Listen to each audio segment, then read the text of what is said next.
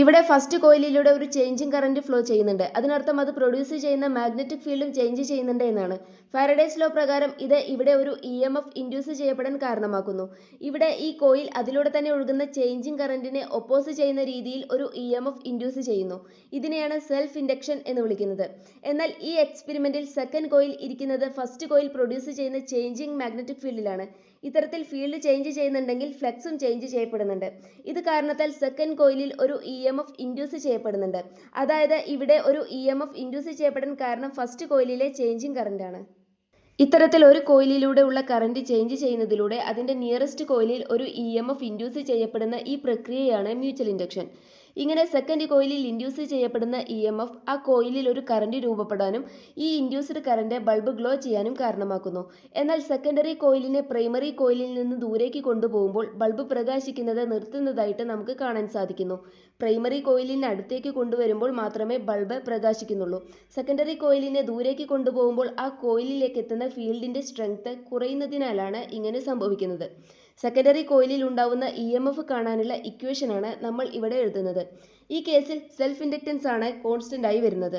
എന്നാൽ ഇവിടെ വരുന്ന കോൺസ്റ്റന്റിനെ മ്യൂച്വൽ ഇൻഡക്റ്റൻസ് എന്നാണ് വിളിക്കുന്നത്. സെക്കൻഡ് കോയിലിൽ ഇൻഡക്ഷൻ നടക്കുന്നത് കാരണം നമ്മളിവിടെ സെക്കൻഡ് കോയിലിന്റെ മ്യൂച്വൽ ഇൻഡക്റ്റൻസ് ആണ് എഴുതുന്നത്. ഫസ്റ്റ് കോയിലിലുള്ള ചേഞ്ചിങ് കറന്റ് കാരണത്താലാണ് സെക്കൻഡ് കോയിലിൽ ഒരു EMF ഇൻഡ്യൂസ് ചെയ്യപ്പെടുന്നത്. ആയതിനാൽ നമുക്ക് ഇങ്ങനെ ഒരു ഇക്വേഷൻ ലഭിക്കുന്നു. സെൽഫ് ഇൻഡക്റ്റൻസിന് സമാനമായി മ്യൂച്വൽ ഇൻഡക്റ്റൻസിന്റെ വാല്യൂവും കറന്റിനെയോ വോൾട്ടേജിനെയോ ഒന്നുമല്ല ഡിപ്പെൻഡ് ചെയ്യുന്നത്, മറിച്ച് കോയിലിന്റെ ജിയോമെട്രിയെ, അതായത് കോയിലിന്റെ റേഡിയസിനെയും നമ്പർ ഓഫ് ടേൺസിനെയുമാണ്. അതുപോലെ പ്രൈമറി കോയിലിൽ നിന്നുള്ള ദൂരം കൂടുന്നതിനനുസരിച്ച് മ്യൂച്വൽ ഇൻഡക്റ്റൻസിന്റെ വാല്യൂ കുറയുന്നു.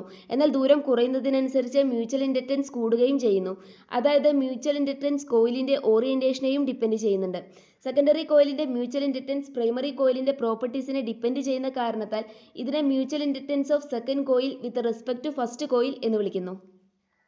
മ്യൂച്വൽ ഇൻഡക്ഷന്റെ ഫലമായി സെക്കൻഡറി കോയിലിൽ ഇൻഡ്യൂസ് ചെയ്യപ്പെടുന്ന കറന്റ് ഒരു ചേഞ്ചിങ് കറന്റ് തന്നെ ആയതിനാൽ ഇത് ആ കോയിലിൽ ഒരു ചേഞ്ചിങ് മാഗ്നറ്റിക് ഫീൽഡ് ഉണ്ടാവാൻ കാരണമാക്കുന്നു. ഈ ചേഞ്ചിങ് മാഗ്നറ്റിക് ഫീൽഡ് പ്രൈമറി കോയിലിൽ ഒരു EMF ഇൻഡ്യൂസ് ചെയ്യപ്പെടാൻ ഇടയാക്കുന്നു. ഇങ്ങനെ രണ്ട് കോയിലും പരസ്പരം EMF ഇൻഡ്യൂസ് ചെയ്യിക്കുന്ന കാരണത്താലാണ് ഇതിനെ മ്യൂച്വൽ ഇൻഡക്ഷൻ എന്ന് വിളിക്കുന്നത്. ഇങ്ങനെയാണ് പ്രൈമറി കോയിലിൽ ഇൻഡ്യൂസ് ചെയ്യപ്പെടുന്ന EMF കാണാനുള്ള ഇക്വേഷൻ വരുന്നത്. നിങ്ങൾ ഏത് കോയിലിനെ കൺസിഡർ ചെയ്താലും ആ രണ്ട് കോയിലിനിടക്കുമുള്ള മ്യൂച്വൽ ഇൻഡക്റ്റൻസിന്റെ വാല്യൂ സെയിം ആയിരിക്കും.